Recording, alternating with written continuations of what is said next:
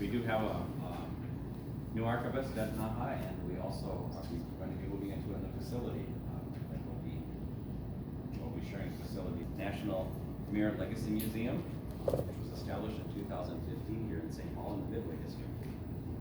CASOL has over 20 years of experience in providing strategic direction to local and national organizations in business, product innovation, and in strategic branding and marketing communications. He's been a spokesman on the preservation and the promotion of the arts, history, culture, and future of the Khmer people.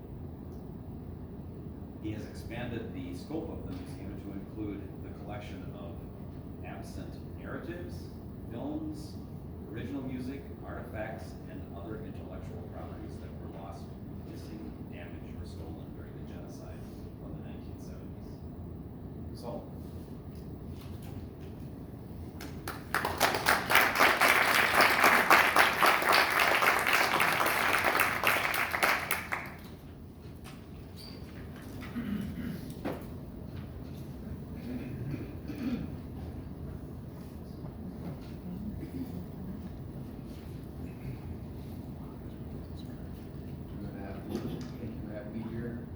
Peter, thank you again.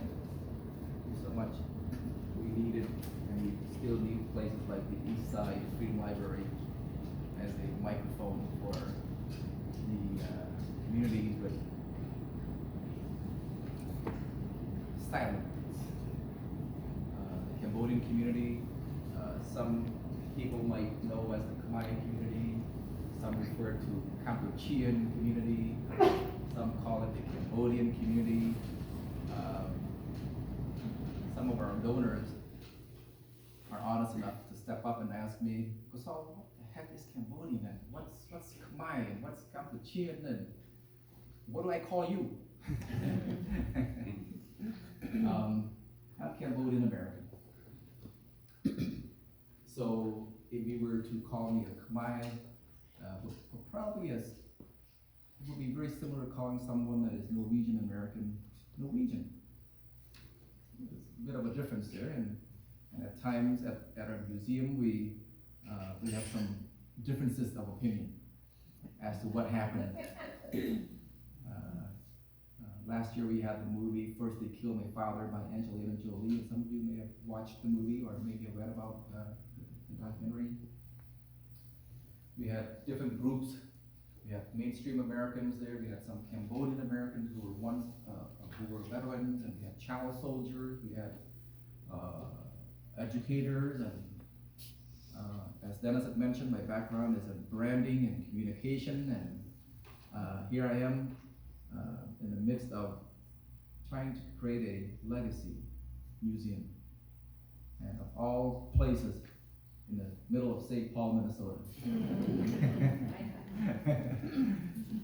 But there's a reason for it. When my mother and I came to America in 1981, that's where they dropped us off. And I used the word dropped us off because I didn't know where the heck we were. My only recollection was I saw our sponsor. He had this sign that says Kusal Sek and mother's name, and we were getting off the plane, and we didn't know where we were, and we stepped out. It was the middle of February. Very cold. So I've always had a dream, and that dream is to build something, to start something out of St. Paul, Minnesota, to kind of give back to the community that had and has given me so much. I'm probably the last person that you would look to start something that's relating to museums and arts and performing arts, visual arts, drawing arts, literary arts. I'm the last person that you would expect to be standing up here. You say, well, why are you doing it, Kusal, if you're the last person to be doing it, to be up there? Well, I was born in September of 1974, which is the start of what's called Year Zero. In other words, that's when the genocide began. The genocide began in 1974, 1975. And the Cambodian Genocide was unique because it targeted the intelligentsia, people who knew how to read and write, people who loved the arts, people who had knowledge about the arts, the culture, the people, the language, so they kill them off. And my interest didn't grow until right around 2006, when I had returned to Cambodia for the first time. And only then did I realize that I didn't really quite fit in with those Cambodians. And the way we walk as Americans, you know, we kind of have places to go to. Yeah. And the way we speak, the way I speak to the local merchants, they could detect that I wasn't Khmer, Cambodian. And which, it came as a shock to me, because I thought I was one of them in a new homeland. And I returned I returned in 2008 to prepare myself to go back for 4 or 5 years of experience consulting for non-governmental organizations, and that's when I really learned about my roots, and it sort of captivated me in ways that I didn't do on my own in the business development world, in the branding world, in the communication world. I spent 4 or 5 years there. Then I came here and I returned here with a beautiful woman. She's right in the corner there, my wife. And she's Cambodian. She's Cambodian. So we had a bit of a cultural conflict when we married. Her jokes weren't funny. His joke wasn't funny. So we learned, and that we came here, and I wanted her to meet some of our American friends, some of our Asian Americans, Cambodian Americans. I have a lot of Hmong Americans, and so it really sort of it brought me to new height as far as what I wanted to do for this community. For 40 years of living in St. Paul, Minnesota, and surrounding area, I did not pay enough attention to where I came from. And I didn't know the struggle, the journey that my mother and others like her have gone through in the past 30, 40 years. Because as Americans, you know, we work, we go to school, we have things to do, things to achieve. And it didn't really touch me personally until I saw this group of perhaps 80 men and women who I call them young people, 80-plus-year-old young people, who had more energy than I did. And I was 34, 35, and I came and I saw a group of people in their 70s and 80s, and they were lobbying. They were advocating for recognition in Minnesota. So they were knocking on doors at the Senate and at the House, and I was wondering, what the heck are these guys doing? They can't walk a straight line, and they have wheelchairs, and it dawned on me that they just wanted recognition, a thank you for the services that they had provided, fought alongside America in the 70s, which I was completely ignorant to that struggle. At that point in time, I realized that these young fellas will face some struggle in communication, in getting that message across. How do you knock on the door of these busy people and communicate and do the elevator pitch that Dennis had mentioned? And how can you do it when there's a barrier there? So I decided to volunteer, and we lobbied in Washington, D.C., and got the resolution passed with the U.S. Senate. It passed the House here and the Senate level in Minnesota, and some of our Cambodian community members are still asking me, why would you do all that? Why would you go and do fundraising events and raise $10,000-$20,000 to do something that is so that that doesn't pay anything back. And my response would be, it is paying us back. It's existence, it's identity. And it's the first step towards reversing the effects of a genocide.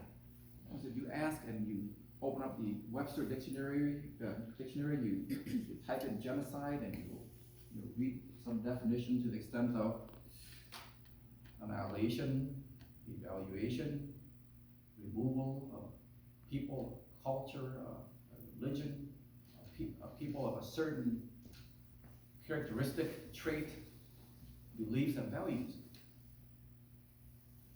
So in order to reverse that, you have to create life. You have to do things that keep these people, these arts, these cultures, these activities that make them feel important, alive.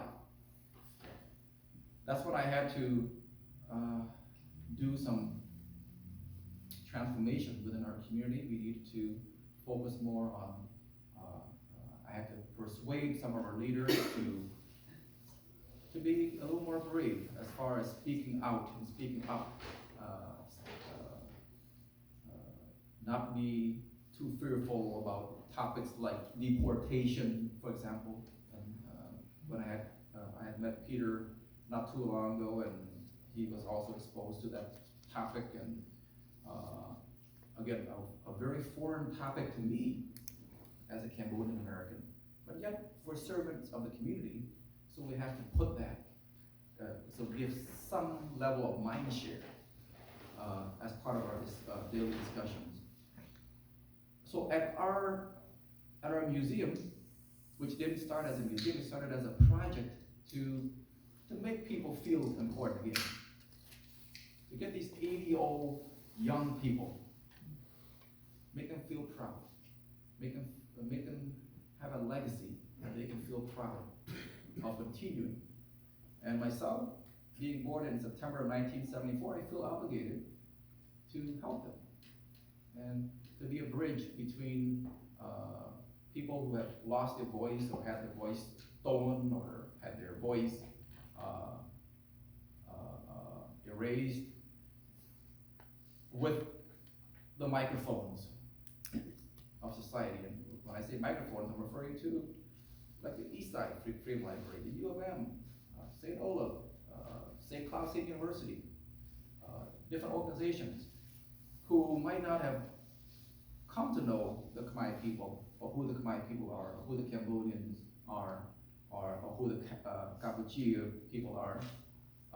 So that's how we came to create the first Khmer Museum that focuses not only on the genocide, because the genocide, I believe, only lasted 3 years, 4 months, and 6 days. But it seems to be a topic that sort of owns 99% of America's perception. So the mind share of the Cambodian people consists of 99% genocide. And genocide, war victims, torture, Pol Pot. One of our board members had every one of her fingernail pulled. And I always give that example because I get the exact same reaction. Because that's the perception that people have about Cambodians. So I wanted to, as someone that is in his 40s, I wanted to maybe offer something that the community can offer to the world, to our American community, something that adds value to our presence in America, because we're no longer in Cambodia. We're in America and we're in Minnesota. So why are we here? And I met Mr. Stanley Hubbard. His family owns the Channel 5 and I believe 45 and many other TV stations, and we were fortunate to have invited him to our museum. And right away he said, "Kosal, what the heck does this all mean to a white guy driving a 94? And to this day I struggle to answer that question, because he wasn't joking around. It's a serious topic. But he was honest enough to ask that question. So since that day, which is about 2.5 years ago, he and his daughter came, and I thrive and I struggle to define that, to answer that question. And so what we decided to do is, we decided to do what a lot of museums do: collect documents, collect stories, collect. We spent a lot of time on the CIA website, to see what's going on, what happened in the 60s and 70s. We invite artists from Cambodia. We search out throughout the U.S. to find out role models. When I say role models, I'm referring to young and old people who are brave enough to be proud of their own identity, who are in the arts, who are activists, who are doing work that stick out in the community. So we invite them to the museum so that we can get stories about why they're doing it and how they're doing it. And then we also collect stories from, we have about a few of these folders, and Marlon helps us from time to time, and Marlon is an expert when it comes to archiving materials, and he's helping the Hmong community. And I stumbled into Marlon a few months ago, and I said, Marlon, can you come help me also, because I know nothing about archiving material. And Marlon gave some tips, and he's able to come help us from time to time. But here, for example, is these are documents from the International Institute of Minnesota, which highlights families who arrived in America in the early 1980s. This is sort of like the Ellis Island, right? It's sort of like Ellis Island in New York, right? But we have it here in St. Paul, Minnesota, which if anybody wants to know some of the original 600 families that had arrived in Minnesota, we have it. And some people say, oh, what good is that? Maybe not today, but maybe in 100 years, or 50 years from now, maybe your grandchildren or your great-grandchildren might want to know where their grandparents came from. So we search out to different organizations that have facts relating to how the Cambodian people arrived. We also have letters like these types of letters that were handwritten by refugees in the camps. A lot of Cambodian Americans look at America as the new heaven on earth. If only you could read some of these Khmer language, a lot of these former refugees sort of copy and pasted the same sentiment as to why they want to be in America. So they wrote, they asked for help, and basically the content of these letters goes something like this: Dear, I don't know who you are, please help rescue my family. Take me to the new heaven on earth. Letter after letter, it says the same thing. And because America is the new heaven on earth, which in many ways, we sort of forget about that as Americans, right? In fact, I frequent some of these social media sites and discussions, and some of us Americans even say this is the hell on earth. There's a lot of things going on, but really, for refugees, or former refugees and naturalized Americans, people such as myself, I do see it as a heaven on earth. And it's ironically, the Cambodian people, the Cambodian culture, the entire founding of the Cambodian people was based on building a heaven on earth. So the first heaven on earth was, or at least one of the first. When I say first, sometimes I get some unusual reaction. Oh, what do you mean? The Cambodian people was founded on the idea of building a heaven on earth. That's why if you travel throughout Southeast Asia, you'll see thousands of Buddhist temples. And each one of these Buddhist temples represents peace, harmony. And So they built it, and they built the largest cities. In fact, the first largest city in the world was in Cambodia, underneath the rocks and rubbles and bombs and, and everything else that you read in the 1970s. Now they have these latest technologies that has a LiDAR technology that sort of X-rays over large landmass, and it sort of predicts, it sort of recreates what may have been underneath those forests. And so our struggle, and my struggle, was how do you piece these things, these points of history that have so much value to a people that have been forgotten, and people who have forgotten themselves, and connect that with America. So we started a project called a Heaven on Earth Project. So our museum now is not so much about the Cambodian people or the Khmer people or the Cambodian people. It's really about a museum of heaven on earth, about people who come together and build great things. And then, unfortunately, in Cambodia, it sort of became a hell on earth in the 1970s. So this heaven on earth concept became a hell on earth in the 1970s. Now in the 80s, 90s, and in the new millennium, we're in the revival stage. And that has great significance for us as Americans, because we don't want this great place that we have to become a hell on earth again. And because for someone like me, I appreciate what we have. Sometimes even much so than some of my best friends. Norwegian friends, or white friends, or black friends.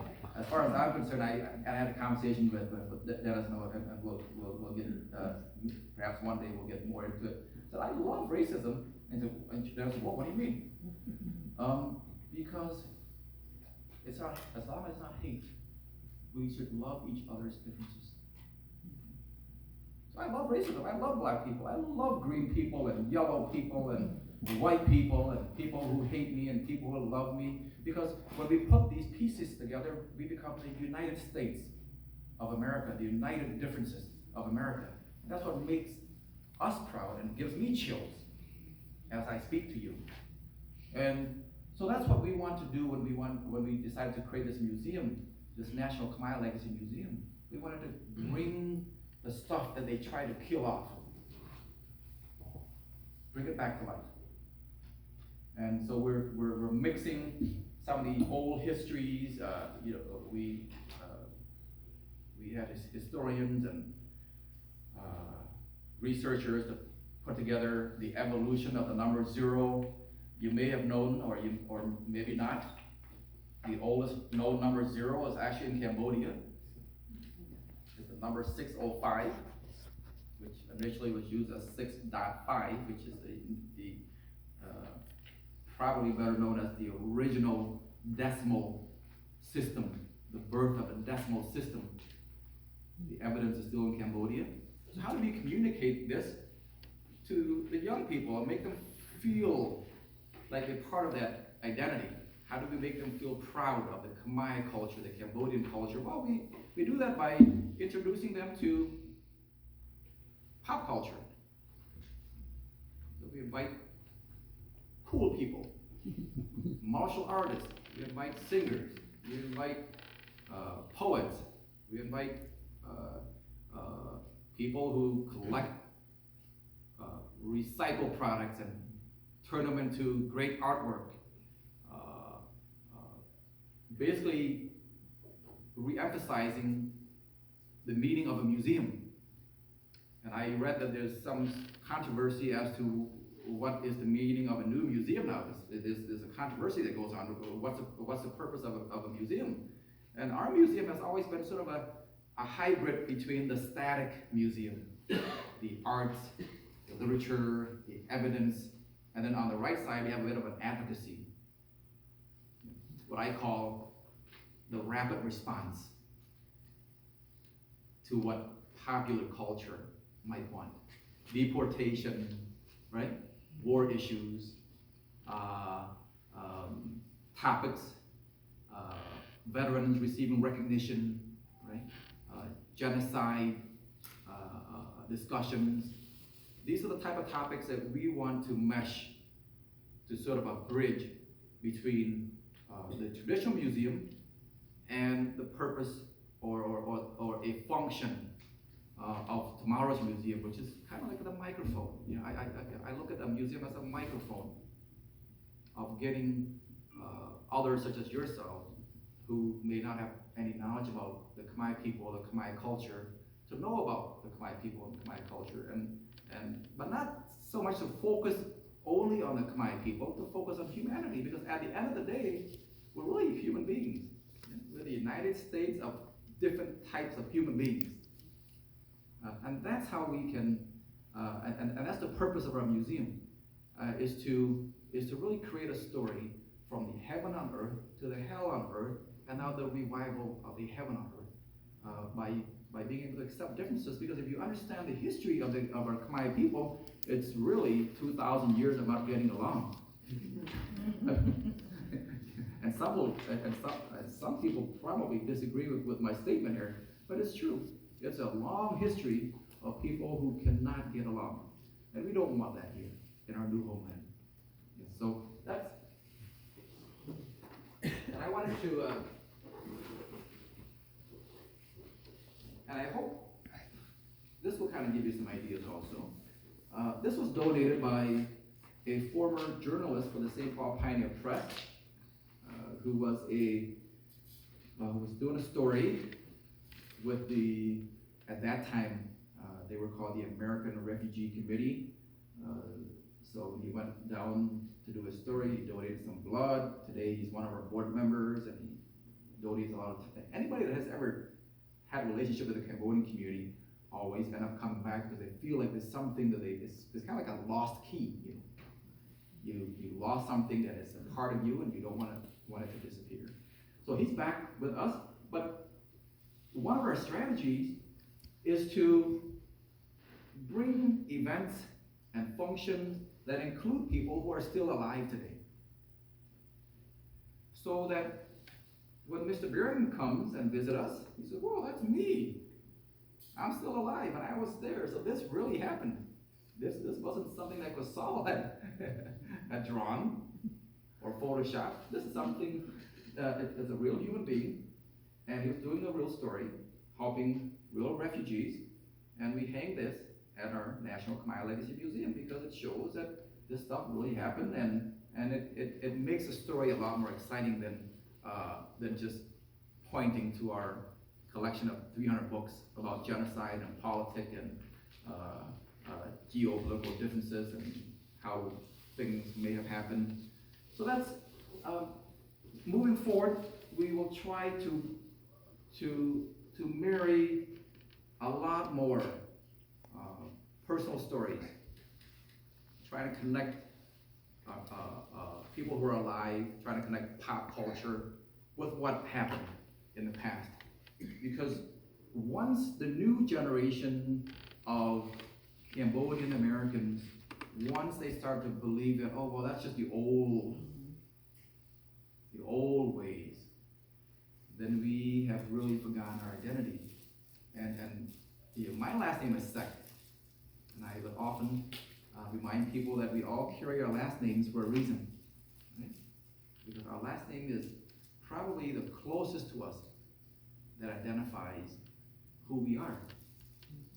Otherwise, we wouldn't need a last name. Just call me Kosal, and I would be amongst many Kosals, and Andrew, and Mary, and Jerry, Joe, John, and we would all, why would we need a last name? Well, our last name identifies where we came from.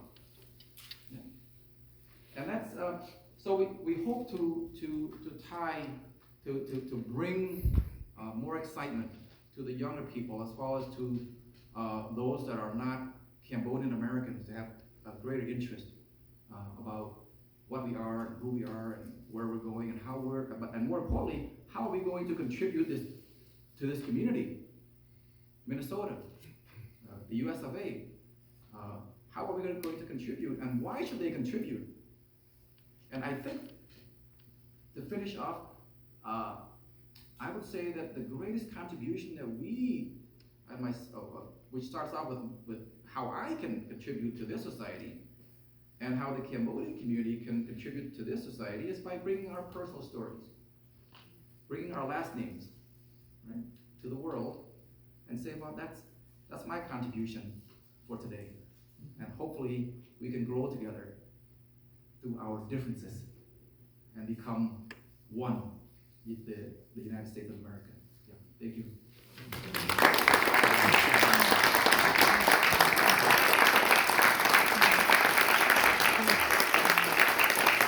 Are there any questions that I can help entertain, or if not, I'm okay to sit. Dennis?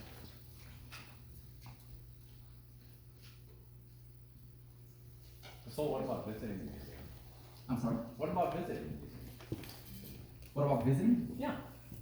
Yeah, please. I mean, when you're open? Yeah, we are, Friday and Saturday we're open. During the week, we entertain schools and large groups and private meetings. You're more than welcome to check out our Facebook, National Khmer Legacy Museum. On your GPS, if you type in Cambodian Museum, there are two in the U.S. One focuses more on the genocide and the arts, and we focus more on the entire history from start to finish. We, believe it or not, the Cambodian community feels beyond proud when non-Cambodian Americans want to learn about them. And I would imagine probably applies to the Hmong community and other communities as well, the Norwegian communities. When someone who's not Norwegian wants to know about Norway and the Norwegian culture, you say, well, wow, that's interesting. So we feel the same way. So please, you're more than welcome. Check out our Facebook, our website, online. Type in Khmer Museum, Cambodian Museum on your GPS, and we'll take you right there.